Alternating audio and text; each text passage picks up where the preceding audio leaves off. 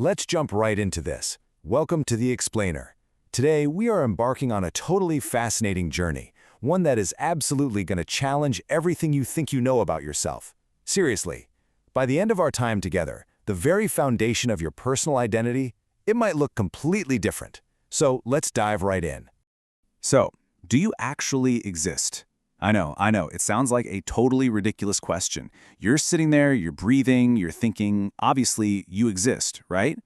But what if I told you that the self, this solid, unchanging you that you have known your entire life, is actually just a beautifully constructed illusion? No way, right? Well, that is the exact radical premise we're unpacking today. Now, historically speaking, this represents a massive, game-changing philosophical clash.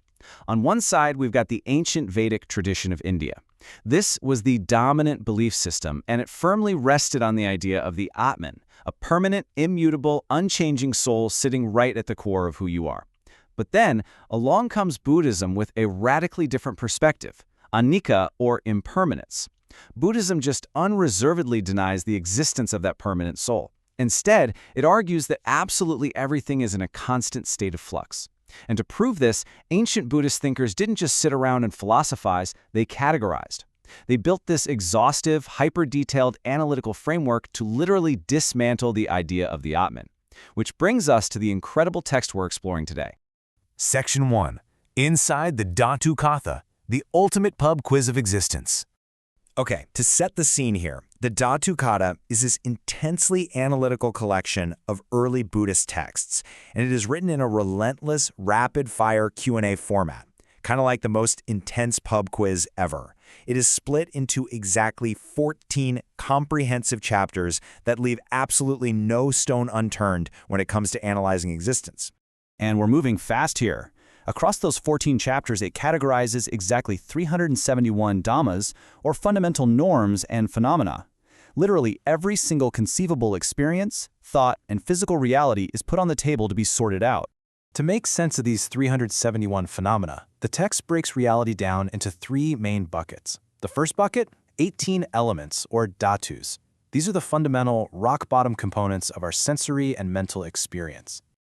Next up, it uses 12 bases, known in Pali as ayatana. This covers your internal sense organs, think your eyes and ears, and their corresponding external objects, like the sights you see and the sounds you hear. And finally, to round it all out, the 5 aggregates, or khandhas. This covers matter, feeling, perception, mental formations, and consciousness. So the absolute crucial takeaway here is this. The Dhatu Katha isn't just nice poetry or some vague philosophy. No, it is an exhaustive, mathematical categorization of reality, specifically designed to prove a very specific point. Section 2. The full English breakdown. Dismantling the self. So how do we grasp what this ancient text is actually doing with all these huge numbers? Well, think of a full English breakfast. If you take away the eggs, the beans, the sausages, and the toast, well, there's no breakfast left, is there? It's really just a temporary label for a collection of changing parts. And this brilliantly illustrates the exact same concept applied to something else we love, a football club. Over a decade, the manager changes, the players get traded, the kit design gets updated, literally even the stadium might get completely rebuilt.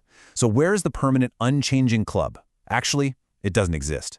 The club is just a convenient label for this temporary, ever-changing arrangement of people, grass, and fabric. And this analogy builds straight to the ultimate point of the Dhatu Katha. Just like that breakfast and just like that football team, you are not a permanent entity.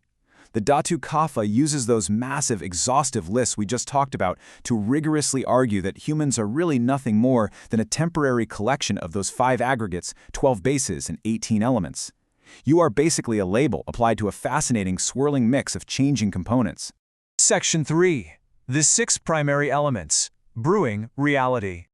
All right, let's zoom in really tightly on those primary elements by, building a proper cup of tea. First up is Patavi, the earth element. Now, don't just think of dirt here.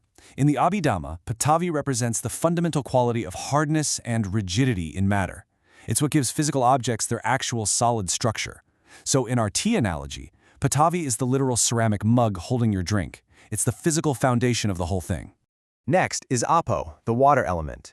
This represents fluidity, but crucially, it has the specific characteristic of binding elements together. It serves as a support. Think about the hot water pouring into your mug, perfectly blending and binding the tea extract and the milk together into this one cohesive liquid experience. That binding fluidity, that's Apo. Then we have Tejo, which is the fire element. This represents the quality of heat. And the text specifically notes that Tejo imparts heat to other elements, which causes them to mature or transform. I mean, you can't brew a proper cup of tea with cold water, right?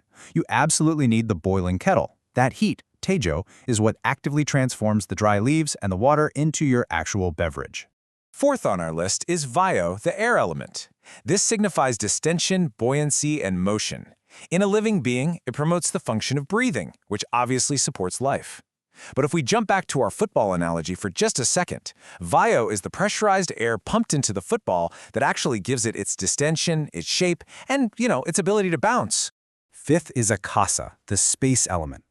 And this is exactly what it sounds like. It's what remains when space is not occupied by matter. Now you might be wondering, why is this an element? Well, because without Akasa, nothing can happen. It's the empty space on the football pitch that allows the players to run around, or the empty volume inside your mug that actually allows you to pour the tea in the first place. It is what allows for the movement of matter. And finally, the sixth element, which shifts us completely from the physical over to the mental, Vina, the mind element.